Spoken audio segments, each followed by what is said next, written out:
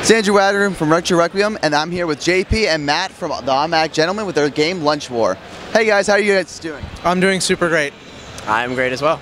So how's the feedback here at TooManyGames from the consumer? You know, we don't want to like over dramatize, but people have been super overwhelmingly positive. Yeah. Nothing negative that we've seen. Like everyone that's played it played for at least like a whole level. No one like played a wave and then dropped it and like walked off. So I guess that's a good sign. What was the main reason why you wanted to create this game? So it started as a project for class where we had to think of a creative setting for a shmup, for a shoot 'em up.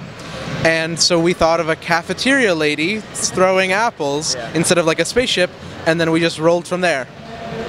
What did you do with the art style? So I decided, what would be a good way to start art that would appeal, for a first game that would work with the aesthetic that we're going for based on, you know, Space Invaders or old arcade games. So clearly some sort of pixel art is the way to go. And then I tried to add some sort of humorous spin to have, you know, portly bullies or super fast jocks and just bright colors and went from there. Yeah. People on mobile seem to like bright colors a lot, judging from what sells on there. So that was something that he was very adamant about from the beginning. So how'd you come up with the enemies in the game? Well, we went to high school, and in high school you have these stereotypes of the different kinds of children that go there. So we've got nerds and bullies and jocks, and then the faculty.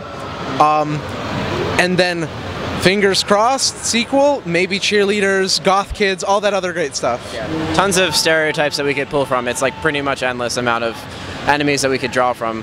But we decided to limit it to these ones to keep it simple for our first game. Stuff like that. We didn't want to like overdo it with too many different types of enemies, too many like mechanics to worry about. Because we didn't want to just have the same enemy be like over and over again. Like every single one has their own kind of ability, and so we wanted to keep it that way and not like overdo it. Have you had any problems while developing it? Yes. I mean, a lot of setbacks came from the engine that we were using. It was not their fault. It's in a beta phase, and so any bugs with it were expected. There were just a lot more than we thought they were going. Well, than he thought they were going to be, the guy who made it. But so those bugs with the engine passed down to the game, and so that kind of held it back for a while. But now we're finally like on track because the engine is finally up to speed, almost anyway. Enough for us anyway to launch it. But yeah. How long have you been working on the game? A little over a year now, I would say. Yeah. Yeah, starting just from being a class project and then trying to, you know, establish a company and release it as a full thing. That's taken longer than we expected. Yeah. But oh boy, have we learned stuff along the way. Yeah. You know, like setting up a convention booth and all kinds of useful. Yeah, this is our first booth. Yeah. Yeah. I think this is a good place for like an introductory kind of booth setting because it's not like PAX where you have like 80,000 people per day, and it's like it kind of eases you into that this kind of environment, so you know what to expect a little bit when you go to a bigger convention later down. Well, hopefully if we do that, but yeah.